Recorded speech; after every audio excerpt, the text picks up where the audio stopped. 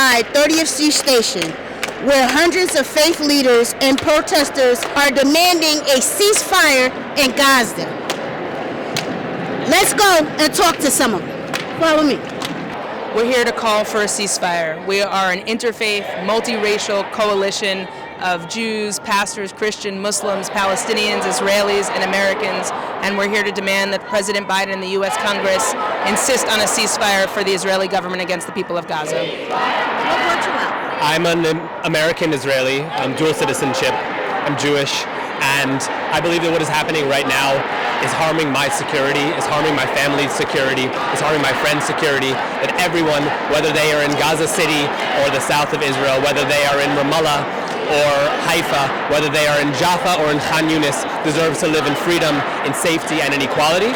And a call for a ceasefire is a call for all of us. It is a call for all of us to be safe, all of us to be equal, and all of us to be free.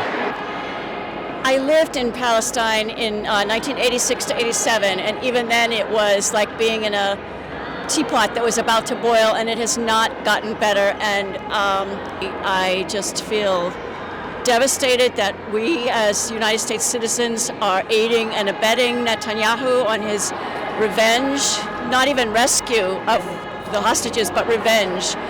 And I feel like the consequences down the road for Israel, for Jews everywhere, for Gazans, for Palestinians are just very dire, and that we must be the sane people who take away the keys from the drunk driver. Humanity brought us out today. As Muslims, we believe people in Gaza, Palestine are our brothers and sisters. And right now we're in the comfort of our own homes. The least we can do is be out here and support them as much as we can. Just telling my son that, we speak together so that we can be louder and that people will hear us. And the hope is that, people do hear us and decision makers pay attention to this large display of Jews and Muslims and people, from all backgrounds coming together. I'm here in solidarity with that and recognizing that the oppression of my people is the oppression of the Palestinian people, is the oppression of the Haitian people, is the oppression of people all over the world, and I think that's important to stand in solidarity with. I'm Palestinian, and I'm sickened by what's been happening over the last 75 years in Palestine, specifically what's been going on for the last 27 days in Gaza. So we're here to just show the world that Gaza needs to live, Palestine deserves to be free.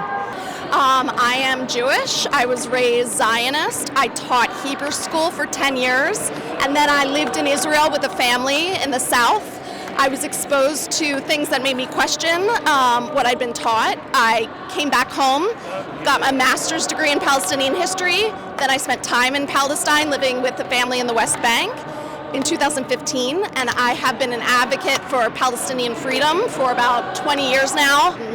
I think Jews especially have a duty and a responsibility to stand up and say, not in my name.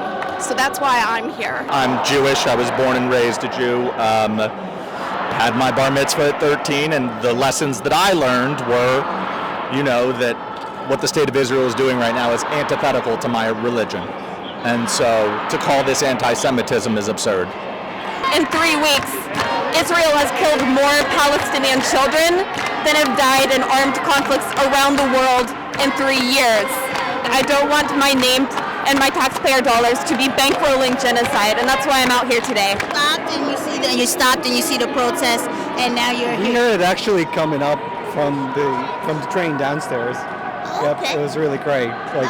Tears were coming down. My family are really close to the area, so if it expands and becomes a regional war, it will be difficult for them. What I would love to see in this conflict and just generally is a lot more education and media literacy so that we all know how to consume things better, how to accurately talk about it, and how to thoughtfully talk about it, how to engage in dialogue. And I love to see peaceful protests because that's how we get our voice heard. It's a big part of who we are as the United States, and this is important. It's free speech.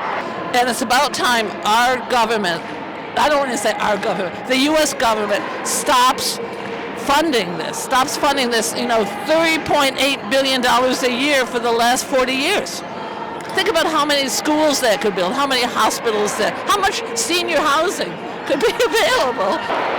I think other representatives should stand and call for a ceasefire. I'm an elected official myself.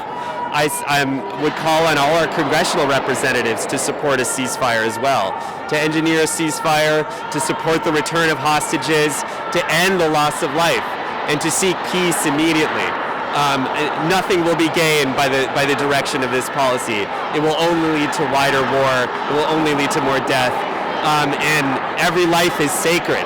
Every life is sacred. So we need to move to live by that and adopt policies by that. And I think people of good conscience have to make sure that this can't go on without, at the very least, a disruption to everyday life and everyday business until we see a ceasefire. And I think we're starting to see a slow tide of change. Public opinion is on our side, I believe, and Congress needs to recognize that. The United States has so much power and ability to save people. They must demand Israel ceasefire, and they can demand that because we are funding this war. We, as Israelis, don't need more weapons, we don't need more guns, we need international involvement in bringing about first and foremost a ceasefire, and after that an end to the occupation and a just solution to the Israel-Palestine conflict. This is Jamie Oliver. We've been here now for 2 hours. There are hundreds inside and hundreds and more outside. Thank you for joining. This is PhillyCAM Voices, Jamie Oliver, 30th Street Station, and we're out.